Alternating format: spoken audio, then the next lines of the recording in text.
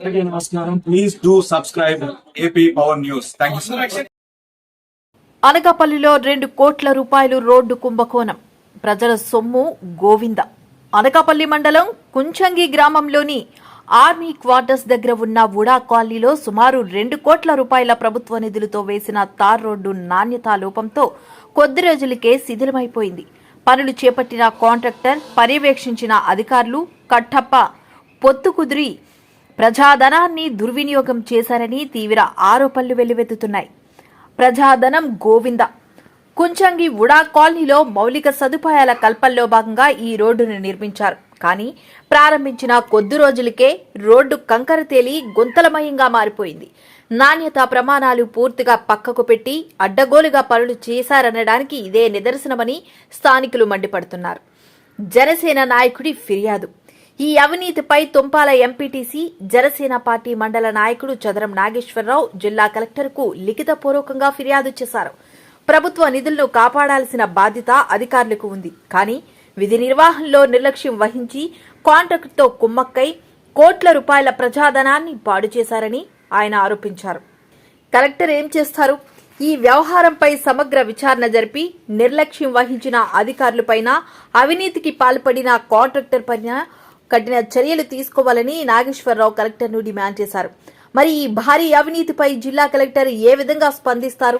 ప్రజాధనం దుర్వినియోగానికి పాల్పడిన వారిపై ఎలాంటి చర్యలు తీసుకుంటారు అనేది ఇప్పుడు ప్రశ్నార్థకంగా మారింది. ఈ కార్యక్రమంలో కుంచంగి జనసేన నాయకులు నారాయణ, దేశెట్టి శ్రీనివాస్, రంగలి రామకృష్ణ, కోన్రాం సర్పంచ్ సేనాపతి సూరిబాబు, ఓఎం నాయుడు, లోవరాజు, జనసేన మండల నాయకులు బంటు రవి, గంగూపూన్, జగదీష్, జ్యోతుల గణేష్ తదితరులు పాల్గొన్నారు.